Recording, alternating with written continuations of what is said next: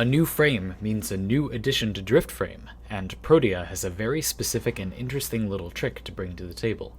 In Driftframe, my Warframe capture mission racing format, capturing the target is worth 1 point, and being the first to extraction is worth another point.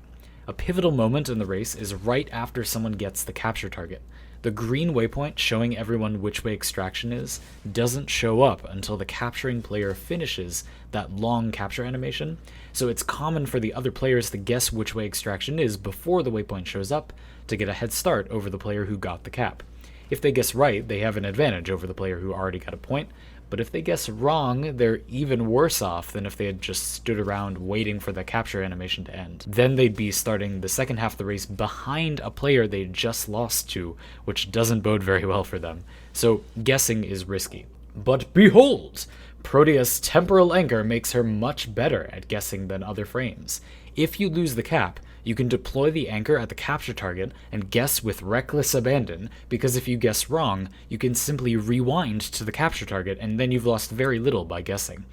Wait, you might be thinking, if you guess right, don't you rewind your correct guess and lose your advantage? Well, when Temporal Anchor's duration runs out, you rewind just the same as if you'd reactivated the ability, which would appear to force you to go back, but it turns out that if you hold the button while Temporal Anchor is active, you can fully cancel the ability, you won't rewind. So if you guess right, you can just cancel Temporal Anchor and keep your advantage by holding down the ability key. All of this means that Protea is significantly more reliable at coming back from behind when losing a capture target. She incurs much less risk when guessing which way extraction is, which gives her that potential advantage more often. Temporal Anchor also doesn't need any mods for this purpose, so you can fill your entire build with parkour velocity and sprint speed and stuff, and you can still get that advantage of being able to rewind if you make the wrong guess. As time goes on and we get more and more mobility options for our loadouts, that can make any frame pretty fast. Just having stuff in your loadout that makes you go fast. So having a powerful speed ability or a racing ability that requires a lot of modding support is becoming less valuable. You're not as far behind in raw speed if you have all of your modding space free for every general use mod. For that reason, narrow but compact utility abilities like this feel pretty solid to me. So for racing, I'm putting Protea in Driftframe's C tier. As the higher tiers on that list get closer and closer together over time, I think you'll be able to get surprisingly far with this weird little piece of tech. But let's find out.